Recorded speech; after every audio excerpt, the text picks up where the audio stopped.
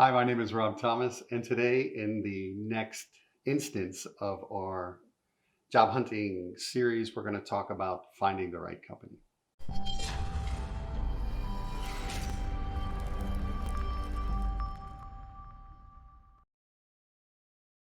So, I've alluded to this in many of the previous videos in this series, but this is going to get more specific about actually doing the homework and looking into the companies that we may want to work at. Now, this is, of course, assuming a few things.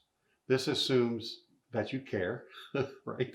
This assumes that you want to work for a corporation, that you're planning a career path and a trajectory for success, et cetera, et cetera. If there's an other option that you want to pursue, like starting your own business or company, et cetera, this is not necessarily the video for you. So we've talked about identifying at least the industry. I think it's important for us to establish that I want to work in X. I want to work in nursing. I want to work in computer tech. That could be a lot of different things. However, there's 400 different versions of that, whether it's software, whether it's hardware, et cetera, networking or compute. So there's a lot of different layers to even like that industry and so on and so on. So we've got to identify at least reasonably the industry and the industry segment that we want to work in. Once we've established that, and you've heard me talk about this before, we use our rule of five, and I'm going to pick the 5 target companies in that particular industry that I want to work in. And again, keeping in mind, there might be 2 or 3 industries that I'm targeting simultaneously. So there's going to be target companies within those industries, et cetera, et cetera. The broader your search, the more likely that you're going to find a job with a company that you want to work for. And finally, we're looking for the specific jobs within those companies in our target industry that we actually want to apply for. The ones that interest us, the ones that our skills most closely align, and maybe even the ones that are stretch goals where it might be a little harder to get there, but if we do, we're going to enjoy it a lot more because we're learning and we're being challenged. So let's think about these things.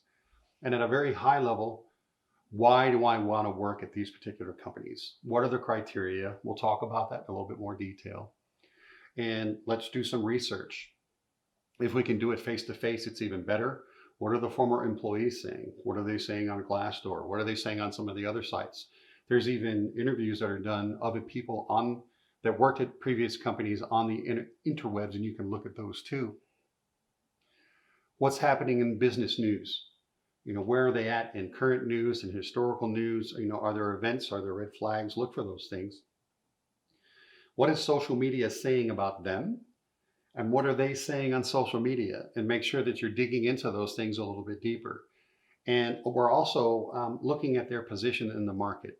And we'll talk about that a little bit more. But at a high level, these are at least some of the things that you want to consider.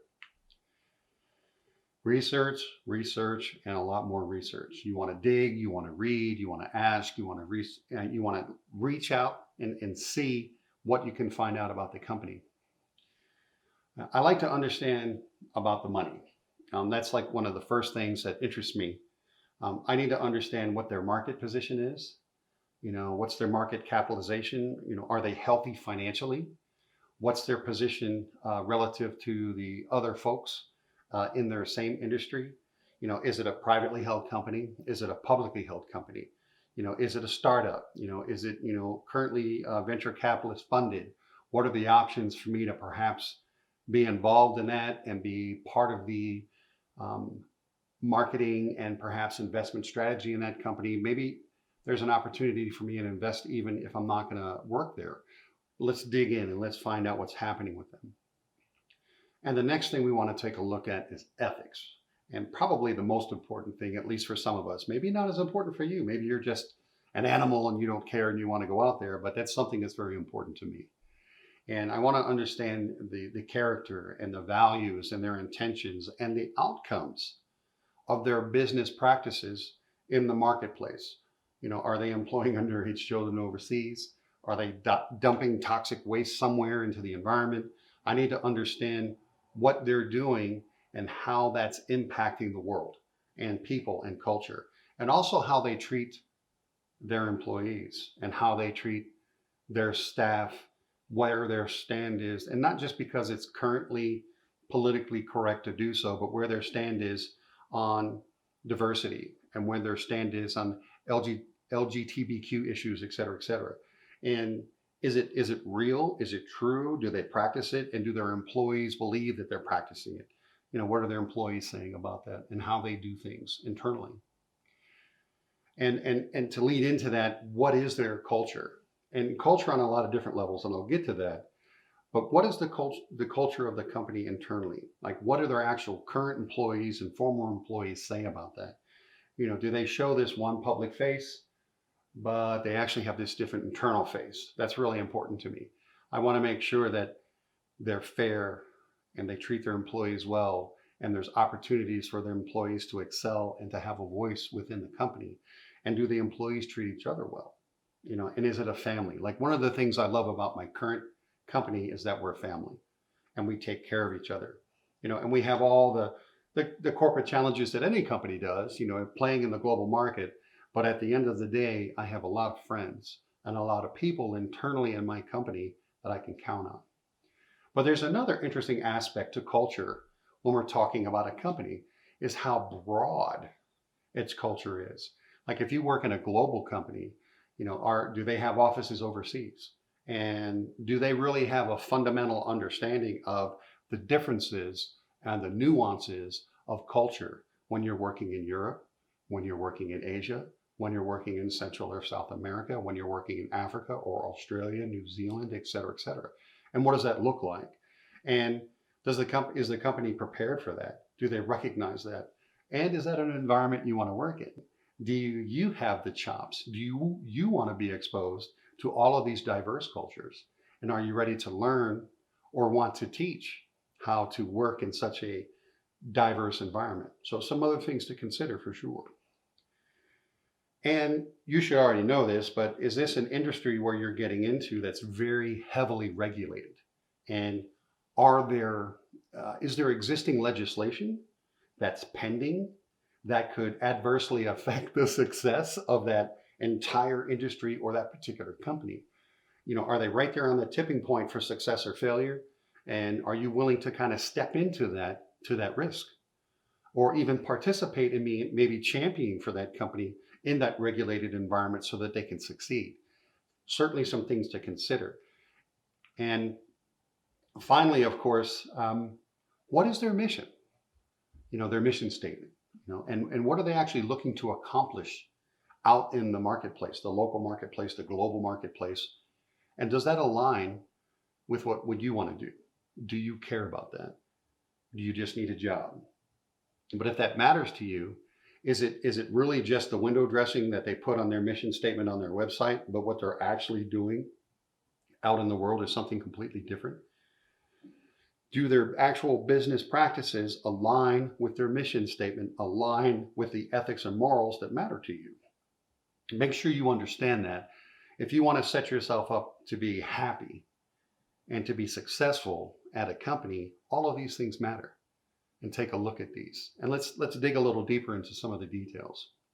But I wanted to make sure that this is one of my favorite statements, and I'll read it. You want to wake up in the morning and think the future is going to be great. And that's what being a spacefaring civilization is all about. It's about believing in the future and thinking that the future will be better than the past. And I can't think of anything more exciting than going out there and being among the stars. This is one of my favorite quotes. It's very inspirational to me because it's a passion that I also share about doing something amazing. And it might not be possible at certain points in my career to be involved in something like this, but can you imagine working for the most amazing company in the world, doing the most amazing things, if those are the things that align, again, with your values? And for me, being able to go out there and create new technology and to explore new worlds, and I could get really dorky and do the quote, but I think it's important for us to, if possible, if we're lucky enough, to align our work with something that we passionately believe in and something that excites us. And sometimes it's difficult for us to align and understand what that big passion is. And we've talked about maybe we can find the little ones, the little micro motivators and start to build on those and start to drive our career and our job search and maybe even our skill sets in that direction so that maybe we can get there. Maybe that's not a direct choice or option we have today, but maybe I can plan this job and this skill set that's going to get me to that step, and then that's going to get me to that step, and then I can actually, do the next piece that's my dream gig. And again, it could be mine, it could be my company, or it could be working, for someone else. But just consider that. So let's dig a little bit deeper and let's talk about some of the details. Now, these are, again, in no particular order, but these are kind of some highlights of things that I think about when I'm actually doing the research for a company that I'm interested in, or, of several. And the easiest and first thing I should be doing is reaching out into my network, my professional and personal network. Do you know somebody that worked there? Have you worked there? Can you give me some of the inside scoop? Because it's possible that the people that we know or the people in their circle that they know have some of the inside dirt about a company that's really important for us to find out early in the process. So reach out to your network and see what you can find out. You definitely want to dig into their competition. And I find it really interesting to see what these competing companies are saying about each other in the marketplace. It gives you an idea of the culture of both the companies, the culture of their marketing groups, and sometimes the culture of their leadership. There's a couple companies in my particular niche in the industry where their leadership, they actually get on social media and they're kind of toxic. And I'm like, you know what? That's not a guy that I want to work for. He's on social media, he's talking trash, and he's kind of like a punk. And I don't want to work for a punk. I want to work for people that have a little bit of class and have a little bit of dignity. So think about that when you're picking your company and you're learning about their competition. And also, of course, who's their customers? What's their customer base? And this is an interesting thing because sometimes there may be a moral or ethical dilemma about who they're offering services to. And I'll give you an example. We've had some very interesting, vigorous discussions amongst some of my colleagues about a company that, let's say it's a technology company, that's offering technology to an organization that might be doing something that's a little bit toxic for the community. And so what is your ethical or moral stance on selling your products to other companies that might be doing nefarious deeds, so to speak, or things that you don't support? And what's your stance with your company, with your boss, with your company's leadership about expressing your opinion on that? Does that matter to you? Does the ends not justify the means, et cetera, et cetera? Like where do you follow that logic trail and that moral decision-making trail? And how far down the path or up the path does it matter to you? Think about it. Again, the company history, like how did they get where they are today? Are there any like dirty murders in their background? I'm kind of making a bad joke, but I mean, there are companies that have done some pretty awful things to be able to dominate where they're at in the market. Does that matter to you? Does digging that far back into their history, where did their initial funding come from? How deep down that rabbit hole do you want to go? Are they a recent startup? And doing that research, and does it matter to you?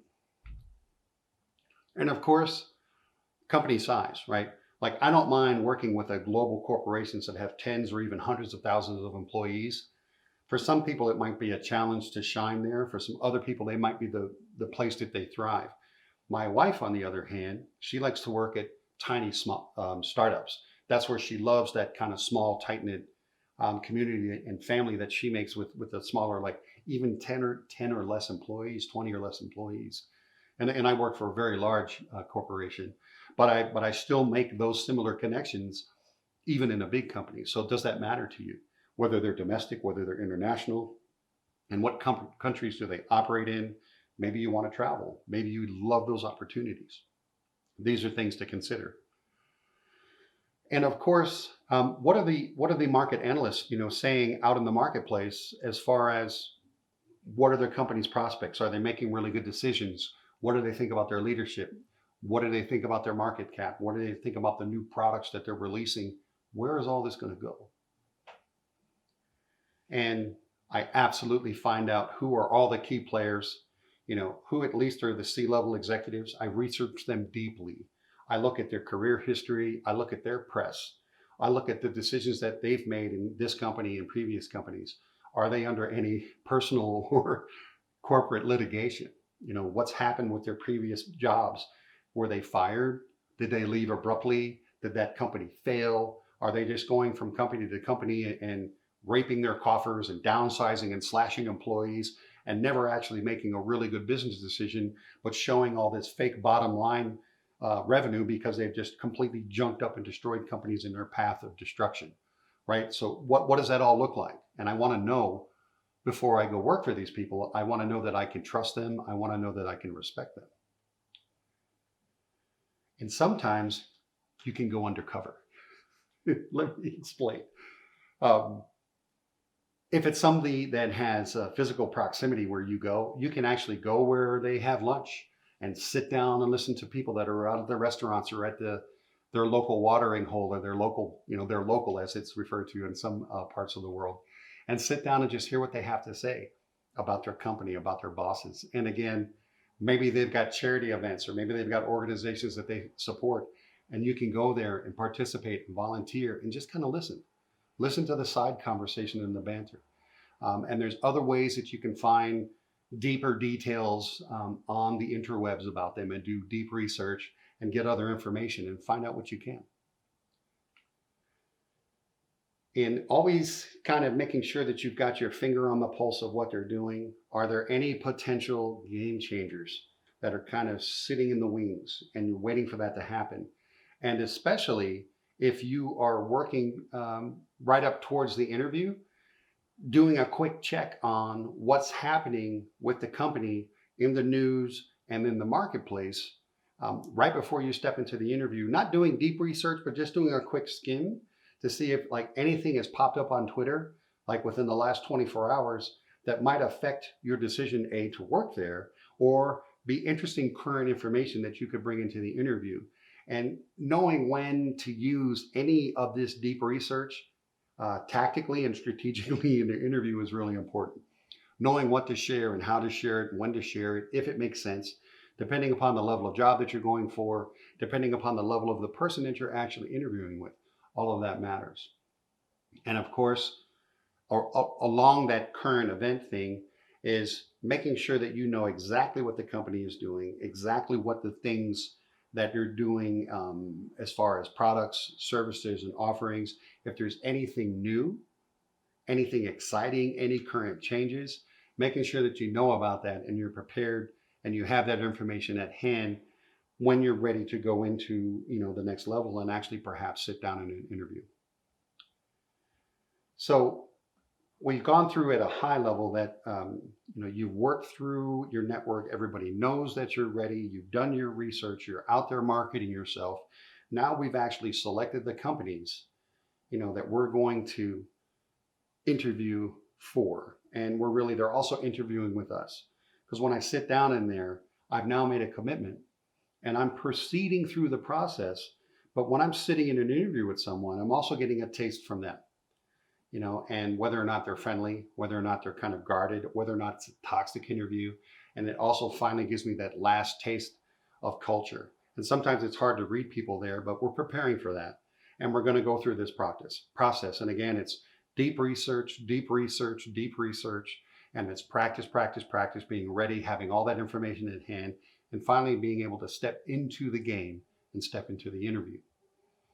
So I wish you luck on picking your companies and doing the research. And next, we're actually going to talk about stepping into the interview and preparing for that and the do's and don'ts and ways to succeed there. But again, thank you so much for joining us. Happy hunting and happy streaming.